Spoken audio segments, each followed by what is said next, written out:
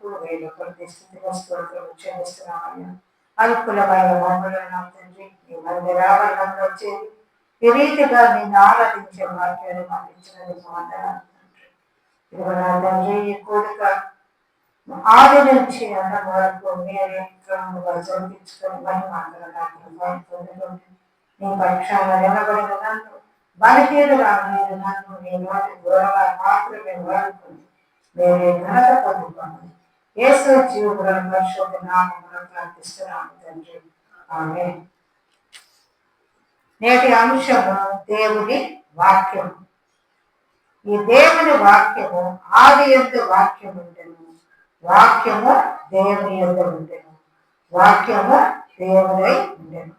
ఈ వాక్యము కోసం మనం ప్రతిదినము ఇక్కడ సహవాసంలో ఉండగా అవునా కాదు? ప్రతిదినము ఎవరొకళ్ళు వచ్చి సేవకులు వచ్చి దేవుని వాక్యాన్ని అందిస్తున్నాం. ఎందుకు? మనము భయభక్తులతో కలిగి దేవుని యందు భయము కలిగి మంచి విశ్వాసులుగా బలపడడానికి, మన జీవితంలో మనం మేలు పొందుకోవడానికి దేవుణ్ణి మనం అనుసరించాలనే వాక్యం వినడానికి వస్తున్నాం. అలాగే ఈ వాక్యానికి దేవుని వాక్యమునకు బైబిల్లో చాలా పోలికలు ఉన్నాయి. మొదటగా అర్థము. యాకోబు పత్రిక 1:22-23-25 మీరు వినివారు మాత్రమే ఉండి మిమ్మల్ని మీరు మోసపుచ్చుకోకుండా వాక్యానుసారముగా ప్రవర్తించేవారే ఉండాలి. దేవుని వాక్యము అర్థముతో మన ఆత్మీయ స్థితిగతులను నిజ స్థితిని కనబడుస్తుంది. కాబట్టి మనం అర్థం చూసుకున్నప్పుడు మన ముఖంలో అవన్నీ వెలితి ఏదైతే మనం సరి చేసుకోవాలో అర్థం ద్వారా మనము సరి చేసుకుంటాం. తలదూకుంటే అర్థం లేకుండా తలదూకుంటామా? పౌడర్ రాసుకోవాలంటే అర్థం చూసుకుంటాం. అలాగే దేవుని వాక్యము అర్థముతో పోల్చబడినది. మనలో ఉన్నటువంటి లోపాలను మనం సరి చేసుకుంటాం ఈ వాక్యాన్ని చదివినందువల్ల. అలాగే రెండవది వాక్యము. నీ వాక్యము నా పాదములకు దీపము, నా త్రోవకు వెలుగైనది. ఈ లోకంలో మనం ఎలా జీవించాలి, మనం ఏ విధంగా నడవాలి, వాక్యాన్ని చదివితే పరిశుద్ధాత్మ దేవుడు మనతో మాట్లాడతాడు. బిడ్డ ఈ మార్గంలో నువ్వు వెళ్ళాలి, ఏ విధంగా నువ్వు జీవించాలి అనే వాక్యము చదివే దేవుడు హెచ్చరికలు ఉంటారు. కాబట్టి మనం ఈ లోకంలో పెట్టుకెళ్ళకుండా పడకుండా మన ఇష్టానుసారంగా జీవించుకుని ఉండాలంటే ప్రతి దినం దేవుని వాక్యాన్ని చదివేవాడిని ఉండాలి. అలాగే దేవుని వాక్యము ఆత్మ ఖడ్గములు ధరించుకోవాలంటారు.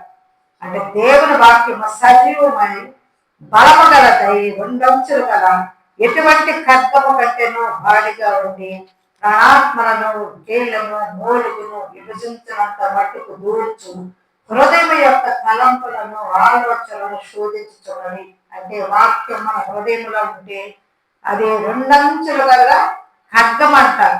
కాబట్టి మనము ఏం చేయాలన్నా కానీ హృదయ తలంపులను, ఆలోచనలను సరి చేస్తుంది. కాబట్టి మనం వాక్యాన్ని మన హృదయంలో ఉంచుకోవాలి. అలాగే యెహోవా మాటలు పవిత్రమైనవి, అవి మట్టి మోసలో 7 మారులు కలిగి ఊదిన వెండి అంత పవిత్రం అంటారు. అలాగే బంగారు కంటెను విస్తారమైన మేలు, బంగారు కంటెను కోనదగినవి. బంగారము పనికిరాదు. తర్వాత మేలిని బంగారం కంటే కోనదగినవంట. తేనె కంటేను చుంటి తేనె దారాల కంటే మధురమైనదంట దేవుని వాక్యం. అలాగే మనము దేవుని వాక్యములో మనము ఉండాలి. హృదయంలో మనం వాక్యాన్ని పెట్టుకోవాలి. అలాగే ఇర్మీయా అంటున్నాడు, నా మాట అగ్ని వంటిది కాదా, బండ్లను బద్దలు చేయు శుద్ధి వంటిది కాదా అంటున్నాడు. అదే హృదయాలను బద్దలు చేస్తున్నట్టు. కాబట్టి మన హృదయాలను, మన మనస్సులను మనం దేవునికి వాక్యానుసారం వాక్యం ఎప్పుడైతే మన హృదయాలు ఉంటుందో మనం ఈ లోకంలో తొట్టులు పడకుండా దేవుని బిడ్డలుగా ఉంటాం. కాబట్టి వాక్యానికి మనం ప్రాముఖ్యత ఇవ్వాలి. ఎన్నో ఏళ్ల నుంచి ప్రయాసపడి ఉదయకాలమ ఇక్కడ అందరము సమకూడి దేవుని ఆరాధించాలని ఎంతో మంది శ్రమ ఉన్నది. చిమ్మేవాళ్ళు, ఆ యొక్క కుర్చీలు వేసేవాళ్ళు, మైకులు పెట్టేవాళ్ళు, అలాగే అందరూ వచ్చి కూర్చోవడానికి సౌకర్యంగా అన్ని రకాలుగా ఆర్థికంగా కానీ శారీరకంగా ఎంతో మంది కష్టపడితే కానీ మనం ఇక్కడ కూర్చుంటున్నాం. చెప్పేవాళ్ళ ప్రాముఖ్యతగా చెప్పి వెళ్ళిపోతారు కానీ ఇక్కడ మనం కూడుకోవడానికి దేవుళ్ళు బిడ్డలతో ప్రయాసపడుతున్నారు. ఈ యొక్క సేవ చివరి వరకు దేవుని రాక పర్యంతంగా ఉండాలని కోరుకుంటున్నాం. అలాగే దేవుని వాక్యాన్ని మనం వింటున్నాము కానీ అది అలవాటు చొప్పున మనము ఉండకూడదు. ఎంతో మంది భక్తుల శ్రమ కష్టపడి చెబితేనే ఇక్కడ ఒక 30 నిమిషాలు మాట్లాడగలం. కాబట్టి మీరు శ్రద్ధగా దేవుని వాక్యాన్ని వినేవారుగా ఉండాలి. లోకస్వార్త 8:12 వచ్చినప్పుడు త్రావ పక్కన ఉండువారు వారు విలువారు కానీ నమ్మి రక్షణ పొందకున్నట్లు అపవాది వచ్చి వారి హృదయములను వాక్యం ఎత్తుకొని చూడున్నాను. వీళ్ళు వింటారు కానీ వాడు త్రావ పక్కన ఉండేవారు అనమాట. రక్షణ పొందరు, వింటారు, బయటలో వింటారు కానీ హృదయంలో తీసుకోవడం. అలాంటి వాడు అపవాది వాళ్ళ హృదయంలో వంటి వాక్యాన్ని ఎత్తుకొని పోతారు. ఇప్పుడు మనకి వేసవి కాలము, వర్షాకాలము, చలికాలం కదా. ఇప్పుడు ఏ కాలంలో ఉన్నాం మనము? వేసవి కాలం. ఒప్పుకోతనమాట చెమట. కానీ ఈ సమయం అయిపోయిన తర్వాత మరి ఇంకో కాలం వస్తుంది, వర్షాకాలం. వర్షాకాలంలో రైతులు ఏం చేస్తారు? పొలాలను దున్ని విత్తనాలు వేసుకొని వరి వాళ్ళకి కావలసిన ఆహార పంటలన్నీ వేసుకుంటారు. అలాగే ఆ విత్తనాలు నాటిన వ్యవసాయదారులు ఏం చేస్తారంటే ఆ విత్తనం భూమిలో మొలకెత్తే వరకు ఆ పొలము చుట్టూ తిరుగుతూ ఉంటాడు. ఎందుకు? పక్షులు చోట తీసుకెళ్లకుండా, అవి ముళ్ళ పొదల్లో పడకుండా కాపాడుకుంటూ ఉంటారు. అలాగే కొన్ని దినాలైన తర్వాత ఆ విత్తనం మొలకెత్తిన తర్వాత ఆ కడుపు మొక్కలు ఉంటాయి పక్కన, అవన్నీ తీసివేస్తాడు. దానికి ఎరువు పెడతాడు, తర్వాత నీరు పెడతాడు, ఎదిగేదాకా కష్టపడతాడు. ఎందుకు? ఆ పొలంలో పంట కాదు. అలాగే దేవుని వాక్యము మన హృదయంలో ఆ విత్తనము పడాలంటే మనం శ్రద్ధగా వినాలి. ఆ ఏందిలో చెప్తున్నామే మనం వింటున్నామని కాదు కానీ, చెప్పేవారి గురించి కాదు కానీ వినాలి. వాక్యము విని వాక్యానుసారంగా జీవించాలంటే దేవుని యందు భయభక్తులు కలిగి ఉండాలి. శ్రద్ధగా వింటే ఆ విశ్వాసం కలుగుతుంది. దేవుని మాటలు మనం వినాలంటే, దేవుని వాక్యాన్ని మనం వినాలంటే దేవుని యందు గడపడానికి భయముతో వణుకుతో ఆయన సన్నిధిలో మనం ఉండాలి. ఇక్కడ మన నుండి మన ఆలోచనలు వేరే దూరంగా ఉండకూడదు. మైండ్ ఆబ్సెంట్, బాడీ ప్రెసెంట్ గా ఉండకూడదు. దేవుని వాక్యాలు భయంతో వినాలి. అలాగే విత్తనాల ఉపమానంలో కొన్ని విత్తనాలు త్రావ ప్రక్కన పడ్డాయి, పక్షులు వచ్చి వాటిని ఎత్తుకొని పోయాయి. కానీ ఈ దినాలలో చాలా మంది వాక్యాన్ని వింటున్నారు కానీ వాక్యానికి లోబడడం. ఆ చనిపోతే తక్కువ బుక్కుడో ఎప్పుడు మనకి చావు వస్తుంది, అప్పుడు సంగతులే అని భయం లేకుండా ఉంటున్నారు. చెప్పేవాళ్ళు చెప్తున్నారు, సమయం సమీపిస్తుందని వింటున్నారు కానీ దాన్ని హృదయంలో తీసుకోవట్లా. మీరు ఎలాంటి వారంటే త్రోవ ప్రక్కన ఉండేవారు. అటువంటి వారిని బ్రంగడానికి సాతాను కొంచెం ఉంటది, ఇలా వాక్యం వినకుండా చేయడానికి, ఈ రామస్తులతో ఉండడానికి. కానీ వారు వలలో సులువుగా చిక్కుకుంటారు, వాక్యము వినకుండా ఉండేవారు. అలాగే లూకాసు వార్త 18వ అధ్యాయంలో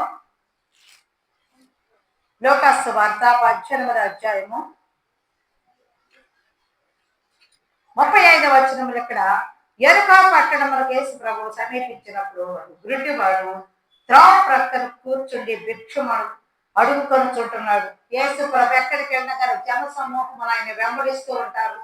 అలాగే జన సమూహం యేసు ప్రభు దాటిపోతున్నప్పుడు వాడు శబ్దాన్ని వింటాడు. భిక్షం అడిగేవాడు. ఏంటి ఈ మార్గమున, ఏంటి జన సమూహం దాటిపోతున్నప్పుడు అంటాడు. ఆ చప్పుడు విని ఇది ఏమని అడగగా వారు అంటారు, నజరేయుడైన యేసు ఈ మార్గమున వెళ్ళొచ్చున్నానని వారితో చెప్పాడు. అప్పుడు వాడు అన్నాడు, యేసు దావీదు కుమారుడా నన్ను కరుణించమని కేకలు వేస్తాడు. అయ్యా నన్ను కరుణించయ్యా అని ఆ గుడ్డివాడు కేకలు వేస్తుంటే ఓరకుండా మరి ముందర నడిచే వాళ్ళందరూ ఆయన్ని గద్దిస్తారు. ఎందుకు వాడు కేకలేస్తావు, ఓరకుండు అని గద్దిస్తాడు. కానీ వాడు మరి ఎక్కువగా దావీదు కుమారుడా నన్ను కరుణించమని కేకలు వేస్తాడు. అప్పుడు యేసు ప్రభు పిలిచి ఆ వ్యక్తిని నా దగ్గర తీసుకురమని చెప్పినప్పుడు వాడు దగ్గరకు వచ్చినప్పుడు యేసు ప్రభు అన్నాడు, నేను నీకు ఏమి కోరుచున్నావు నీవు అని అడగగా, ప్రభు నేను చూపు పొందగోరుచున్నాను అన్నప్పుడు ప్రభు యేసు ప్రభు అంటాడు, చూపు పొందము, నీ విశ్వాసము నిన్ను స్వస్థపరిచినని ఆ వ్యక్తితో చెప్తాడు. ఆ ఎడకపడిన సమయంలో గురుడివాడు త్రోవల ప్రక్కన ఉన్నంత కాలం వాడు భిక్షగాడుగానే ఉన్నాడు. కానీ యేసు క్రీస్తు త్రోవలకు వచ్చినప్పుడు వాడు విశ్వాసము ద్వారా చూపు పొంది యేసు ప్రభును వెంబడించాడు. వెంటనే వాడు చూపు పొంది దేవుని మహిమ పరచుచు ఆయనను వెంబడించాడు.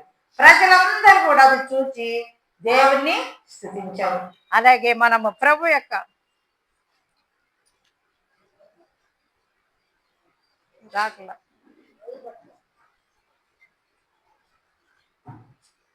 అలాగే మనము ప్రభు వాక్యాన్ని వినడానికి మనము భయభక్తులతో ఉండాలి. దేవుని స్వరము వినాలి. అలాగే యోహాను సువార్త 10:27 వచనములో కూడా, యోహాను సువార్త 10వ అధ్యాయము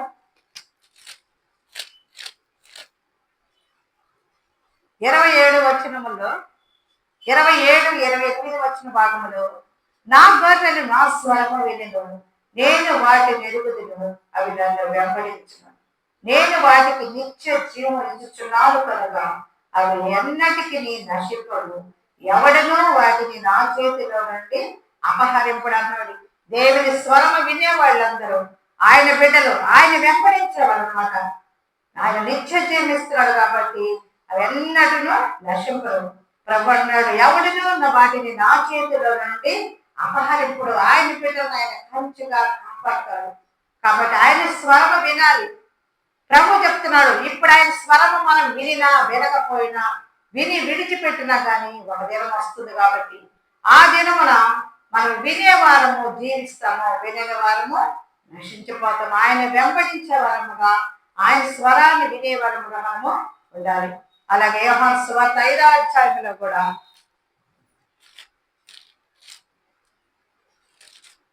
5వ అధ్యాయము 24వ వచనంలో, నా మాట విని నన్ను పంపిన వాని యందు విశ్వాసం ఉంచువాడు నిత్య జీవము గలవాడు, వాడు తీర్పులోనికి రాక మరణములో నుండి జీవములోనికి దాటి ఉన్నాడని మీతో నిశ్చయముగా చెప్పుచున్నాను. ఎప్పుడైతే ప్రభు మాటలు వింటామో, ఆయన పంపిన వాని విశ్వాసం ఉంచుతాడో వాడు నిత్య జీవము గలవాడంట. తీర్పులోనికి రాక మరణములో నుండి జీవములోనికి దాటి విన్నాము. కాబట్టి ఆయన మాటలు వినాలి, కుమారుడి మాటలు వినాలి, విశ్వాసం ఉంచాలి. అలాగే మనం నిత్య జీవనం పొందుకునే వారంగా మనం ఉండాలి. అలాగే చనిపోయిన లాజరు, యోహాను సువార్త 11వ అధ్యాయంలో కూడా చనిపోయిన లాజరును ఆయన బ్రతికించాడు. 39వ వచనములో ఇక్కడ యేసు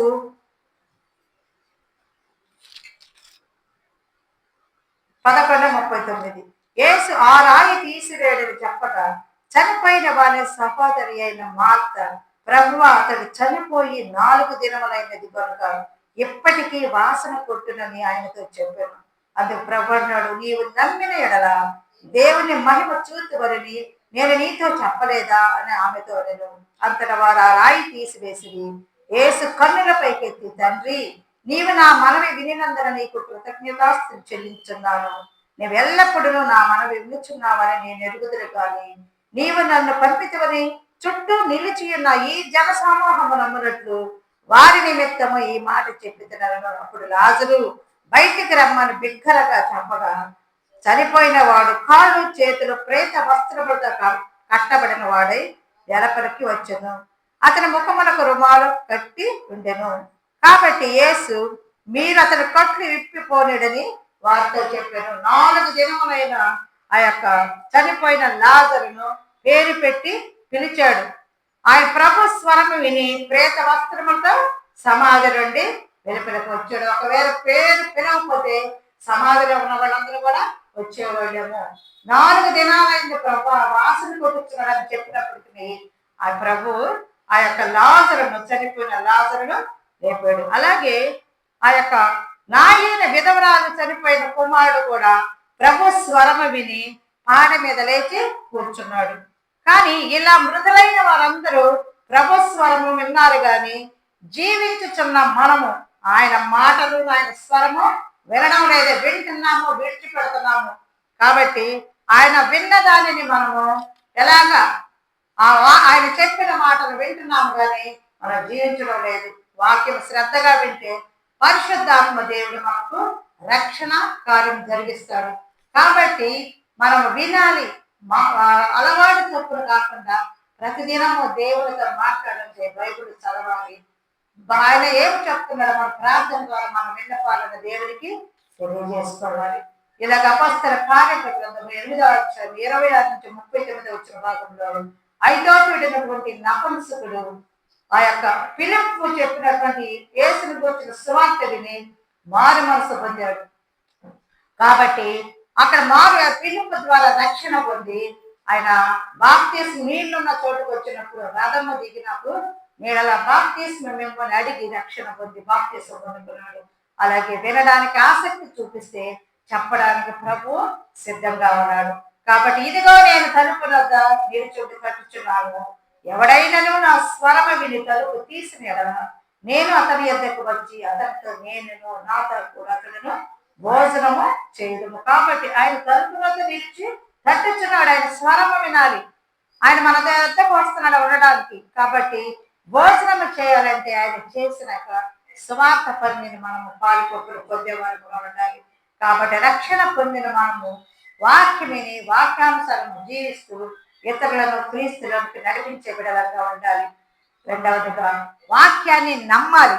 యోహాను సువార్త 20వ అధ్యాయము 29వ వచనములో యేసు నీవు నన్ను చూచి నమ్మితివి, చూడక నమ్మిన వారు ధన్యులని అతనితో చెప్పెను. అంటే చూచి నమ్మిన వారి కంటే చూడక నమ్మిన వారు ధన్యులు. దానినే విశ్వాసము అంటారు. హెబ్రీ 11:1 కూడా విశ్వాసము అనేది నిరీక్షింపబడి వాటికి యొక్క నిజ స్వరూపమును అదృశ్యమైనవి ఉన్నవనకను రుజువునైనవి. అంటే ఈ అధ్యాయం అంతా హెబ్రీ పత్రిక అంతా విశ్వాస యోధుల యొక్క జాబితా. కాబట్టి విశ్వాసము మనం చూచి నమ్మకూడదు, చూడక ప్రభు నమ్మేవారముగా అవిశ్వాసులుగా ఉండకుండా విశ్వాసం కలిగిన బిడ్డలుగా మనము ఉండాలి. దేవుడు ఒక మాటతోనే తన సృష్టిని చేశాడని వాక్యం చెప్తుందా లేదా? దేవుని మాటతోనే సృష్టి చేశాడు. అలాగే మనం నమ్ముచున్నాము. అలాగే యేసు ప్రభు కన్య అయిన మరియకు ఆమె గర్భాన్ని జన్మించాడు. అవునా కాదా? మనం నమ్ముచున్నాము, జరిగినది. అయితే ఇప్పుడు తండ్రి కుడి పార్శ్వమున కూర్చుని ఉన్నాడనే వాక్యం చెప్తుంటే మనము నమ్ముతున్నాము. కానీ అదే వాక్యము ఆయన తిరిగి వస్తాడు, ఆయన ఎంత నిద్రించిన వారిని దేవుడు లేపుతాడు అని చెప్తుంటే మనము నమ్ముతున్నామా? నమ్మితే ఎందుకు నిర్లక్ష్యంగా ఉంటున్నాము? వాక్యానుసారం ఎందుకు మనం జీవించడం లేదు? కారణం ఏంటి అంటే దేవుని వాక్యం వింటున్నాం, కానీ వాక్యానికంటే మనం యొక్క లోకాన్ని మనము ఎక్కువ ప్రేమిస్తున్నాం అన్నమాట. మనం పరిశుద్ధ వాక్యాన్ని వినాలి, చదవాలి. ఆ వినుట క్రీస్తుని కూర్చున్న మాట వలన కలగొచ్చును. కాబట్టి ప్రభు త్వరగా రామై ఉన్నాడు. కాబట్టి మన వాక్యం విని రక్షణ పొందాలి. రక్షణ పొందకుంటే ఆ నిత్య నరకాగ్నిలో మనము ఉంటాము. అగ్ని ఆరదు, పురుగు చావదు. దాహము దప్పిక, ఆ దప్పిక వేదనకరమైన స్థలంలో మనం ఉండకుండా ఉండాలంటే దేవుని వాక్యాన్ని ప్రేమించాలి, వినాలి, ప్రజలను భద్రపరుచుకోవాలి. అలాగే వాక్యానికి విధేయత చూపాలి. 3వ పాయింట్గా లోకాసు వార్త 18:15 కూడా మంచి నేల నుండి విత్తనము కోరిన వారు ఎవరనగా యోగ్యమైన మంచి మనసుతో వాక్యం విని దానిని అవలంబించి ఓపికతో ఫలించేవాడు అనమాట. అపొస్తలుడైన పౌలు సౌలుగా ఉన్న యొక్క దినాలలో ఆయన ఏం చేశాడంటే విశ్వాసులను, స్త్రీలను, పురుషులను ఆయన వాడు హింసించేవాడు. చెరసాలలో వేయిస్తూ హింసించేవాడు. ఎక్కడైతే దేవుని బిడ్డలు ఉన్నారో, ఎక్కడైతే విశ్వాసులు ఉన్నారో వాళ్ళని హింసించే పనిగా పెట్టుకున్నాడు. అలాగా హింసించడానికి వాళ్ళని చెరసాల వేయడానికి దమస్కు వెళుతున్నప్పుడు ఆ మార్గముల ప్రభు దర్శనం పొందాడు. ఆ ప్రభు మాట్లాడినప్పుడు ఆ దర్శనంలో అతడు లోపడ్డాడు. సౌలా సౌలా ఎందుకు నన్ను హింసిస్తున్నావు అంటే, ఎవరు ప్రభు ఎవరు అంటే నీవు హింసించుతున్నా వేసిన చెప్తాడు. కాబట్టి ఎప్పుడైతే హింసించాడో మారు మనసు పొందాడో, ఎక్కడైతే అందరిని హింసించాడో అక్కడ అన్ని సంఘాలు కట్టాడు. దేవుని మాటకు లోబడి తను తాను ఆయన హింసించుకొని తనతోను ఆయన అమ్మబడినంత పౌలు చాలా ఆస్తి కలవాడంట, వ్యయపరుచుకున్నాడు సేవ వరకు. ఆయన శక్తి లేకపోయినా తన బలాన్ని ఆ యొక్క 2 సంవత్సరాల అద్దె ఇంట్లో ఉండి ఏమీ లేకపోయినా సహోదరుని ఇచ్చే ఆ యొక్క డబ్బుతోటి ఆ యొక్క దాంతో ఆయన సేవ చేశాడు. అలాగే సంఘాలను స్థాపించాడు. అలాగే అబ్రహాము కూడా దేవుడు తన దేశం నుండి బంధువు యొద్ద నుండి తన తండ్రి ఇంటి నుండి బయలుదేరి తాను చూపించిన దేశంలోకి వెళ్ళమన్నప్పుడు అబ్రహాము విధేయత చూపిన వాడై సమస్తమును తీసుకుని బయలుదేరి కనాను వైపుకు ఆయన ప్రయాణం చేశాడు. దేవుడు ఎక్కడ వెళ్ళాలో తెలియదు, ఏం చేయాలో తెలియదు. వెంటనే నీ దేశం నుండి నీ బంధువుల యొద్ద నీ తండ్రి నుండి ఇంటి నుండి బయలుదేరమన్నప్పుడు విధేయత చూపాడు. ఫలితంగా నేడు విశ్వాసులకు తండ్రి అయ్యాడు. అంతేకాకుండా గొప్ప ఆస్తి కలవాడయ్యాడు. కాబట్టి మనము దేవుని వాక్యాన్ని విని లోబడితే ఆయన నిన్ను ఆస్తి కర్తగా చేస్తాడు. ఆశీర్వదింపబడతాము. మన బిడ్డలు, మన కుటుంబాలు ఆశీర్వదింపబడతాయి. అలాగే వాక్యానికి మనం విధేయత చూడకపోతే మన సాతాను శక్తులతో ఉంటాము, ఉచ్చులో ఉంటాము. మన కుటుంబాలు అశాంతి, నెమ్మది ఉండదు. కాబట్టి మనము అవన్నీ సాతాను చేతిలో ఉండకుండా ప్రభు యొక్క హస్తములో ఉండాలి. వాక్యానికి లోబడే వరకు మనము ఉండాలి. ఇక్కడ అపొస్తలుల కార్యముల గ్రంథం 16వ అధ్యాయంలో కూడా ఇక్కడ బెత్తములతో కొట్టబడి చెరసాలలో బంధింపబడిన పౌలు శీలలు ఒక రాత్రి ఈ పౌలు శీలను బాగా కొట్టి ఒక చెరసాల అధికారికి అప్పచెప్తారు. వాళ్ళు కాళ్ళకి చేతులకి బండప వేసి ఆ యొక్క చెరసాల తాళాలు వేసినప్పుడు మధ్యరాత్రుల్లో వాళ్ళు ఆ యొక్క భూకంపం వస్తుంది. ఆ చెరసాల వేసినప్పుడు వాళ్ళు ఆనందంతో ప్రార్థిస్తూ దేవుని స్తుతిస్తూ ఉంటారు. ఖైదీలందరూ వింటూ ఉంటారు. కష్ట సమయాల్లో కూడా మధ్యరాత్రి సమయంలో భూకంపం కలిగినప్పుడు చెరసాల పునాదులు కూడా తలుపులన్నీ తెరవబడినప్పుడు వాళ్ళు ఎక్కడికి వెళ్ళాలా, ఇంకా అక్కడే ఉండి దేవుని స్థుతిస్తూ ఉంటే ఈ చెరసాలకు అధికారం అనుకుంటున్నాడు చెరసాల నాయకుడు. అప్పుడు ఆ కత్తి తీసుకుని చంపేస్తారని చెప్పి కత్తితో తన చంపుకోబడినప్పుడు వాళ్ళ పౌరన్నాడు, నీవే హాని చేసుకునవద్దు, మేమందరము ఇక్కడనే ఉన్నామని చెప్పినప్పుడు ఆ నాయకుడు అన్నాడు, అయ్యలారా రక్షణ పొందడానికి నేనేం చేయవాలని అడిగినప్పుడు అది కూడా అన్నాడు, ప్రభు యేసునందు విశ్వాసం ఉంచుము, అప్పుడు నీవును నీ ఇంటి వారును రక్షణ పొందుతారని చెప్పినప్పుడు అతను విధేయుడై వెంటనే అతడును అతని ఇంటి వారందరూ బాప్తిస్మం తీసుకున్నారు. రక్షణ పొందిన కుటుంబం పౌలు శీల యొక్క ప్రవర్తనను బట్టి వాళ్ళు రక్షింపబడ్డారు. వాళ్ళ ఇంటికి తీసుకెళ్లారు, గాయాలు కడిగారు, భోజనం పెట్టారు. ఆ కుటుంబం అంతా రక్షణ పొందింది. మరి మన పరిస్థితి ఏంటి? మనం వినివారు మాత్రమే ఉంటున్నాము, దేవుడు విడిచి వేసే వారుగా ఉంటున్నాము.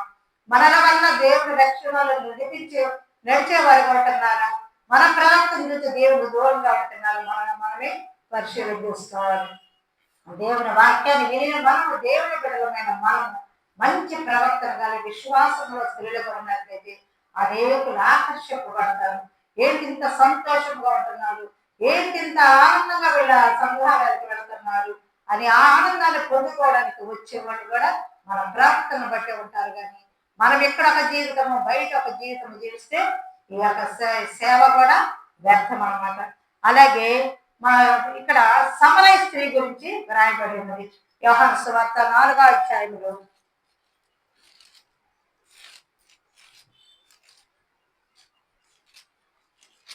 యేసు ప్రభు వారు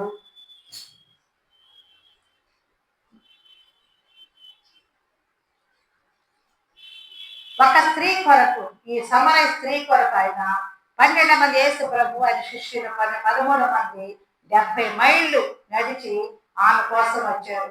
ఆ యొక్క సుఖాలను సమరయులని సుఖాలను ఒక ఊరికి వచ్చినప్పుడు అక్కడ యాకోబు బాగున్నప్పుడు యేసు ప్రయాణం వల్ల అలసిగిన రీతిని ఆ బావి ఎదుకు వచ్చినప్పుడు అప్పుడు ఇంచుమించు 12 గంటలు అయింది. ఆ సమరయ స్త్రీ ఒకటి నీళ్లు చేరుకోవడానికి అక్కడికి రాగానే యేసు ప్రభు అన్నాడు, నాకు దాహమునకి ఇమ్మని ఆమెను అడిగినప్పుడు ఆయన శిష్యులు ఆహారం తీసుకోవడానికి ఊరిలోకి వెళ్ళి ఉన్నారు. ఆ సమరయ స్త్రీ, యూదుడవైన నీవు సమరయ స్త్రీవైనా నన్ను దాహమునకి ఇమ్మని ఎలాగ అడుగుతున్నామని ఆయనతో చెప్పాను. ఎలా అనగా యూదులు సమరయులతో సాంగత్యం చేయరు కాబట్టి ఒక్క సమరయ స్త్రీ కొరకు ప్రభు 70 మైళ్ళు వెళ్ళి నడిచారు. యేసు ప్రభు మాటలు విని ఆమె తన కుండను అక్కడ విడిచిపెట్టి ఊరిలోకి వెళ్ళి నేను చేసిన మరియు నాతో చెప్పిన సాక్ష్యం ఇచ్చిన స్త్రీ యొక్క మాటను బట్టి ఆ ఊరిలో సమయంలో అనేకులు ఆయన యందు విశ్వాసం ఉంచారు. కాబట్టి మనం రక్షణ పొంది మనం వేలు పొందడమే కాదు, కానీ ఇతరుల దేవుని దగ్గర నడిపించే వారుగా మనము ఉండాలి. అలాగే దేవునికి మనం అప్పగించుకోవాలి. రామ 6:11 కూడా మిమ్మల్ని మీరే దేవునికి అప్పగించుకోండి, మీ అవయవములను నీతికి సాధనములుగా దేవునికి అప్పగించుకోండి. అంటే అతిక్రమణ పాపము, పాపం వల్ల వచ్చే జీతము మరణము. కాబట్టి ఈ మరణము ద్వారా అగ్ని జ్వాలలో యాతన పడాలి. ఆ శిక్ష నుండి ఆయన విడిపించడానికి మనల్ని భరించవలసిన శిక్షను యేసు ప్రభు తల మీద వేసుకున్నాడు, మనలను విడిపించాడు. ఇప్పుడే మనం ఆయన వాక్యాన్ని వినాలి, నమ్మాలి. విధేయత చూపిన వారమైతే మనం ఆయనకు అప్పగించుకున్న బతులమై ఉంటున్నాము. అలాగే కొరింథీ పత్రికలో కూడా ఉంది, మీ దేహము దేవుని వల్ల మీకు అనుగ్రహింపబడి మీలో ఉన్న పరిశుద్ధాత్మకు ఆలయమైనదని మీరు ఎరుగురా. మీరు మీ సొత్తు కాదు, విలువ పెట్టి కొనబడిన వారు కనుక మీ దేహముతో దేవుని మహిమపరచాలి. కొందరు అనుకుంటారు, నా దేహము, నా శరీరము, నా ఇష్టమని ఆ శరీరంలోనికి అపవిత్రమైన కార్యాలు, అపవిత్రమైన పనులు చేస్తూ ఉంటారు. కానీ విలువ పెట్టి కొన్నాడు, తన విలువైన రక్తాన్ని పెట్టి వెలబెట్టి కొన్నాడు నిన్నున్నాడు. కాబట్టి మనం పరిశుద్ధాత్మతో మనం ఉండాలి, కానీ అలా చేయలేని కార్యములు ఆ దేహంతో మనము చేయకూడదు. మన దేహంతో మన దేవుని మహిమపరిచే విధంగా మనము ఉండాలి. అలాగే దేవుని వాక్యాన్ని హృదయంలో భద్రపరుచుకోవాలి. దావీదు అంటున్నాడు, నీ ఎదుట నేను పాపము చేయకూడనట్లు నా హృదయంలో నీ వాక్యం ఉంచుకుని ఉన్నాను. మన హృదయంలో వాక్యం ఉంటే మన పాపం మనల్ని ఏలదు. కాబట్టి హృదయం అన్నిటికంటే మోసకరమైనది, అది ఘోరమైన వ్యాధి కలదు. కాబట్టి మానవులను నరకానికి పంపిస్తుంది. కాబట్టి ఆ యొక్క సద్వినియోగం చేసుకోవాలి. పరలోకానికి నడిపిస్తుంది. హృదయాన్ని పరిశుద్ధమైన దేవుని వాక్యంతో మనం నింపుకున్నట్లయితే పరిశుద్ధాత్మ దేవుడు మనలో నివాసం చేస్తాడు. మనం దేవుడు అడిగినట్లయితే, అయ్యా నా రాతి గుండెను తీసివేసి మాంసపు గుండెను ఇస్తాను ఇవ్వంటే దేవుడు ఇవ్వడానికి సిద్ధముగా ఉంటాడు. అలాగే నా కుమారుడా, నా మాటలు ఆలకింపము, నీ హృదయం మందు వాటిని భద్రం చేసుకోవడము, దొరికిన వారికి అవి జీవమును, అవి వారి సర్వ శరీరమునకు ఆరోగ్యము ఇచ్చినట్టున్నాడు ప్రభు సామెతల గ్రంథములో. అలాగే నీ హృదయంలో వాక్యానికి ప్రాధాన్యత ఉన్నదా ఉంటే నీవు ఆశీర్వదింపబడిన దానిలో నీ కుటుంబం ఆశీర్వదింపబడుతుంది. అలాగే వాక్యానుసారంగా మనం ఫలించే వరకు ఉండాలి. ఆత్మ ఫలాలలో ప్రథమ ఫలం అంటే ప్రేమ. ఈ మొదటి ఫలం ఫలించినట్లయితే అందరినీ ప్రేమించగలము. పగ, అసూయ, ద్వేషం, ఈర్ష ఇవన్నీ కూడా మనలో నుండి పారిపోతాయి. కాబట్టి వాక్యాన్ని మన హృదయంలో ఉంచుకోవాలి. అలాగే మీరు బహుగా ఫలించగలన నా తండ్రి మహిమపరచబడును. ఫలించుకంటే ప్రభు మనకి ఇచ్చిన రక్షణ వలన మనము కొన్ని ఆత్మలైన ప్రభు కొరకు మనం సంపాదించే వరకుగా ఉండాలి. మనం మన కొరకే కాక ప్రభు కొరకు ఫలిస్తే మనం గమ్యమైన జీవితం జీవించే వరము. మనం నమ్మి బాప్తిస్మం తీసుకుంటే సరిపోదు, కానీ మారు మనసు తగిన ఫలాలు మనం ఫలించాలి. లేనట్లయితే మంచి ఫలములు ఫలింపని ప్రతి చెట్టు నరకబడి అగ్నిలో వేయబడుతుంది. కాబట్టి ఫలములు వెదడానికి ప్రభు దినము రానయ్యున్నాడు. మనం ఫలించే వారుగా ఉండాలి. వాక్యము, మన వాక్యానికి విధేయత చూపాలి, వాక్యాన్ని నమ్మాలి, వాక్యాన్ని హృదయంలో భద్రపరచుకోవాలి. వాక్యానికి లోబడినట్లయితే రక్షణ పొందుతాము. రక్షణ పొందితే నిత్య రాజ్యానికి మనము వారసులు పడము. కాబట్టి మనం ఈ వాక్యాన్ని లోబడే వరకుగా ఉండాలి. సమయం సమీపించి కనుక ప్రవచన వాక్యములు చదువు వాటిని విని ఇందులో వ్రాయబడిన సంగతులను గైతున్న వారిని ధన్యులు. కాబట్టి మనం మొట్టమొదటిగా ఏం చేయాలంటే వాక్యాన్ని మనము వినాలి. వాక్యాన్ని వినాలి, వాక్యానుసారముగా మనము నమ్మాలి. అలాగే వాక్యానికి విధేయత చూపాలి. వాక్యాన్ని మన హృదయంలో భద్రపరచుకొని మనము ఆయన సజీవ యాగముగా మనం అర్పించుకోవాలి. వాక్యానుసారంగా మనం మంచి ఫలాలు ఫలించి అలా నమ్మకమైన మంచి దాసులు దేవుడి వద్ద మనము ఎప్పుడు పొందేవారుగా ఉండాలని ఈ కొద్ది మాటలు దేవుడు దీవించుకున్నారు.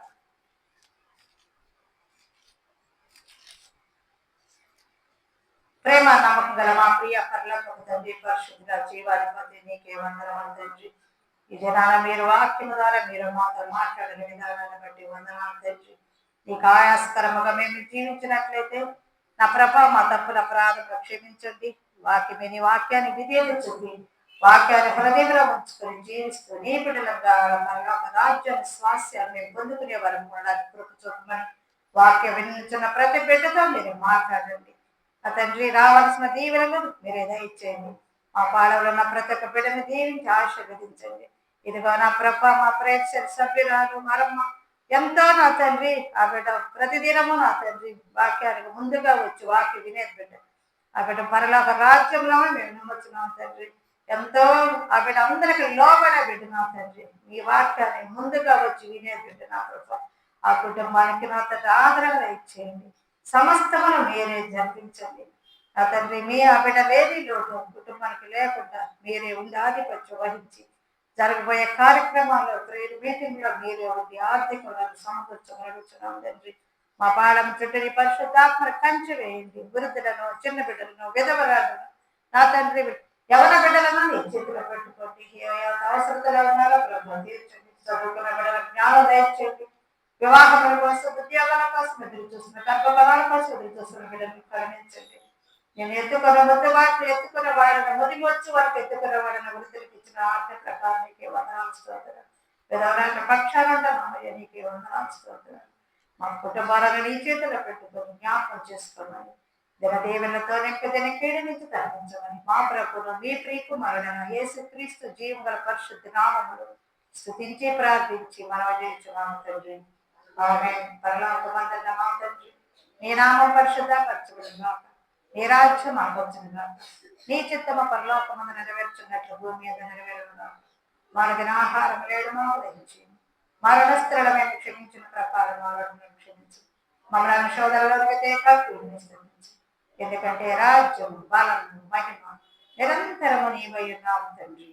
ఆమేన్. తొట్టులకుండా మిమ్మల్ని కాపాడుటకును తన మహిమ ఎదుట ఆనందముతో మిమ్మల్ని నిర్దోషంగా నిలవబెట్టుటకును శక్తి గల మన రక్షకుడైన అద్వితీయ దేవునికి మన ప్రభువైన యేసుక్రీస్తు ద్వారా మహిమయు మహాత్మ్యమును ఆధిపత్యమును అధికారమును యుగములకు పూర్వమును ఇప్పుడును సర్వయుగములను కలుగునుగాక. ఆమేన్. ఆశీర్వాదములు మా మీద